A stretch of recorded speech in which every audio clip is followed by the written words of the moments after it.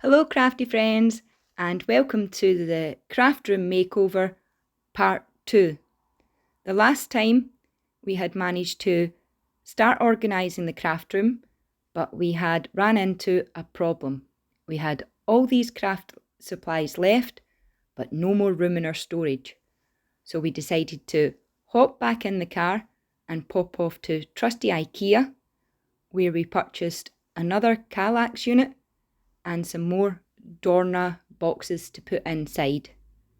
We hopped home, built up the Kallax unit like so, and got busy filling it with crafty goodies.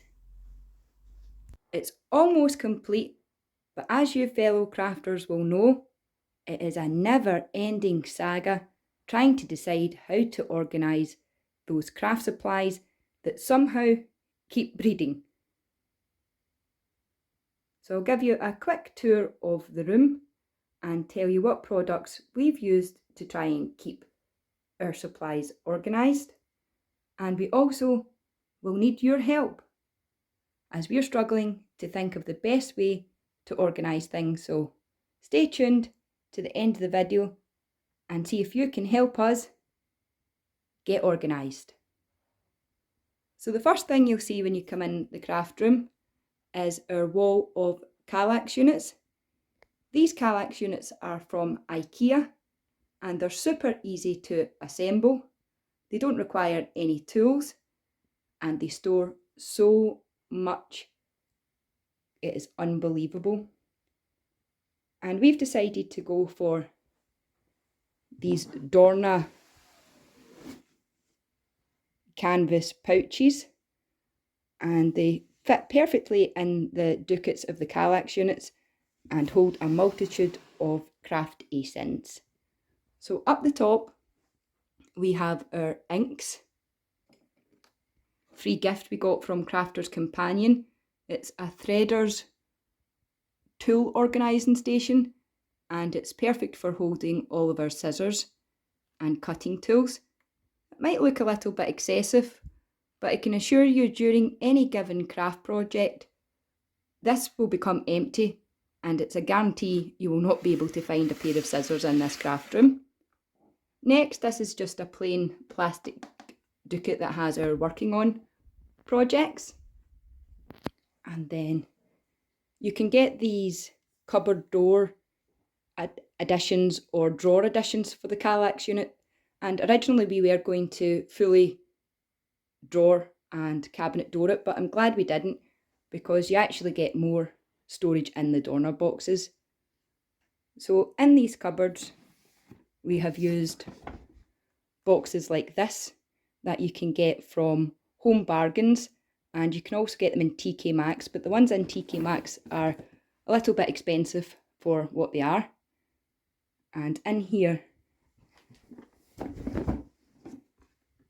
that stores all our embossing tools.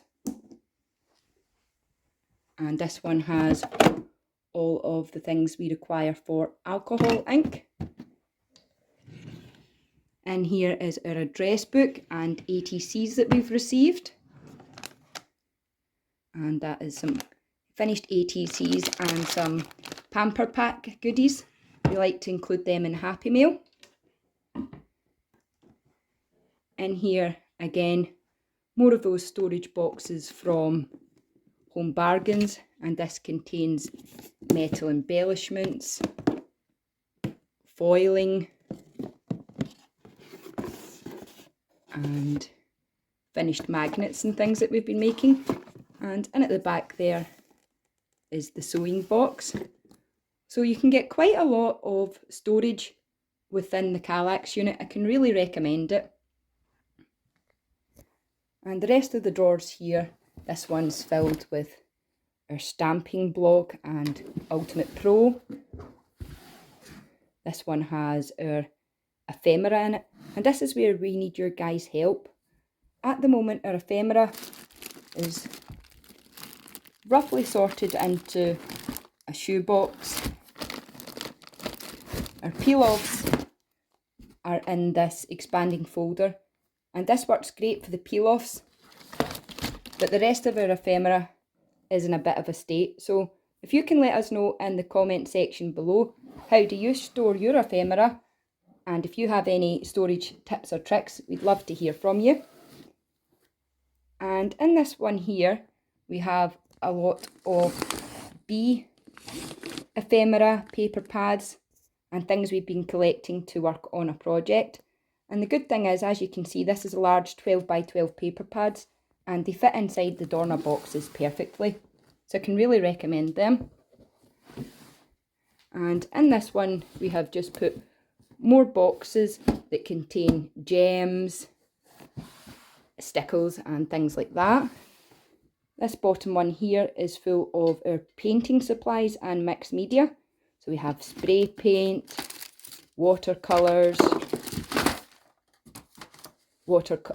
pencils, isopropyl alcohol, things like that. And in here we have wool and wood, so all our MDF bits and our wool. And in this one, oh dear, I'm ashamed to admit that this is our ribbon collection in here. And again, if anyone has any tips and tricks, please let us know how to get these ribbons under control. We did originally start with good intentions, and we purchased those small plastic tubs to contain our ribbon, but we soon realised that in combining two crafters' stashes, we had a lot more ribbon than storage. So again, if you have any tips or tricks, please let us know. Now that we've got all our crafting goodies into the one place, it's just time to organise them and sort them. So moving on to the other Kallax unit, these boxes here are from TK Maxx, and they come in lovely designs. And again, these are filled with pens, markers, and our sponges. And these are really good. I can recommend those plastic tubs. We got them from, I think it was BN Bargains for £3. And they are the perfect size to hold our collection of 6x6 papers. And in the back, we have our embossing folders in a similar box. And in this folder here is our stencil collection. Next to that, we have some crafter boxes and coloured card. This card here is actually from Lidl, and if you ever see this in the middle aisle of your Lidl, I can definitely suggest that you pick it up. It's really good quality card, really thick, and it has a coloured core, so if you're scoring it or bending it or die cutting it, it has the nice colour all the way through. Moving up this unit, we have more of the Dorna boxes, and in here we have our pouches with our magnets that we are going to use to hopefully sort our never-ending stamp and die collection into. So at the moment they're just separated into stamps and dies and haven't been organised. So that's the stamps, and in here are the dies, not including our Christmas ones. They are in a different pouch. Moving on here, this is another storage solution that we have tried for our stamps and dies. These are Crafter's Companion storage folders, and these ones are Vase and Creative that I got from Amazon. And you can let us know in the comment section below, do you use folders like this, and are there any brands that you can recommend for us? So these folders are really good. They hold a lot inside, and we've used this one to hold all our Lavinia stamps together. And especially for the small pound Lavinia stamps like that, they can get lost quite easily. So keeping them all together in this one pouch has proven really handy. And this second pouch we've used